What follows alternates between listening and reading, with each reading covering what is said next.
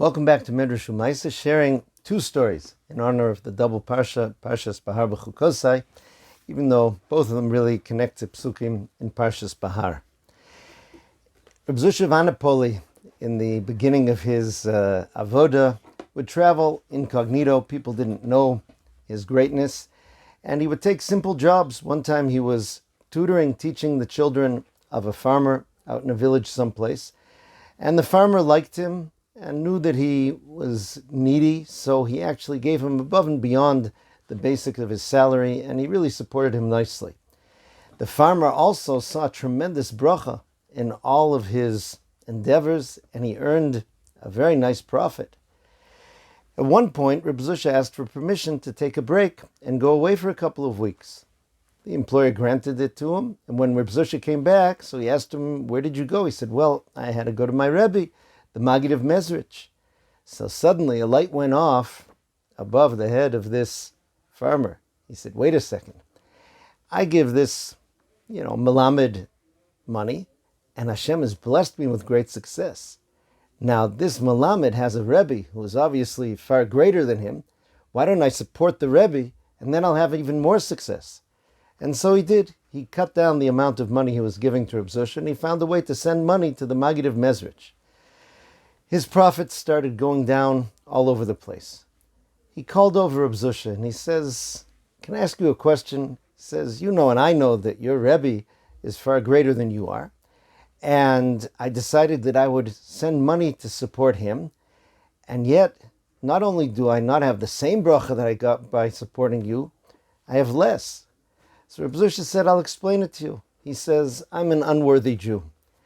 And in Shemaim, when they saw that you were supporting someone who wasn't worthy of receiving such blessing, so therefore they gave you blessing whether or not you're worthy. However, now that you said, I want to give to somebody who's very worthy, like my Rebbe, the Maggid of Mezrich, so in Shemaim they decided to look very careful at you to see if you were worthy of receiving the bracha."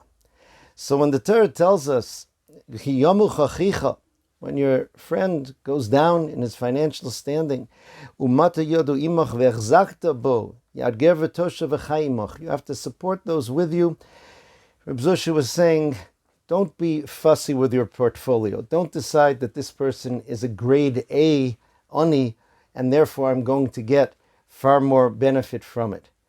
Give, and hopefully HaKadosh Baruch Hu will give to you as well without checking into your grade in the scale of things. May Hashem give all of us shefa and the ability to be able to mashpia tova to others. The second story, one in the world of Lo Sase, is about the great Rosh Yeshiva of Parat Yosef, Rav Benzion Abba-Shaul. Rav Benzion Mutzafi told this story. He says that once Rav Benzion saw a boy in the yeshiva peeling an orange, and he left the peel on a windowsill and seemed to be ready to walk off, leaving the peel there. And Rav Benzion said to him rather sharply, "Danger." The boy said, "What's the danger?" He says, "You could be over on an Isser Doraisa, you could transgress a Torah prohibition." The boy said, "What?" He says, in Parshas Behar, it tells us, Lo tirda bo beforach. Even though the pasuk is speaking about an Eved Ivri, apparently Rav Benzion felt that this could apply here as well. He said there's a woman who cleans up the Beis Medrash at the end of every day. He said giving her unnecessary work is transgressing the idea of lotir de bobafarach. There's no reason why she should have to pick up your orange peel when you can put it out yourself. He says this is something a person should take care of in their workplace, in their shul, and in their home. Not leaving around things for other people to do, even though that may be their accepted role in the home. There's no reason to give it to them, to lay that burden upon them, if it's not necessary. So, as we approach Matan Torah, and Seuda Omer is all about working on your midos, and especially in Benonim Lechavero, both of these, in the Aseh of Hechzakta Bo, in the Lo Saseh of Lotir Bo Beforech, can help us prepare to receive Torah.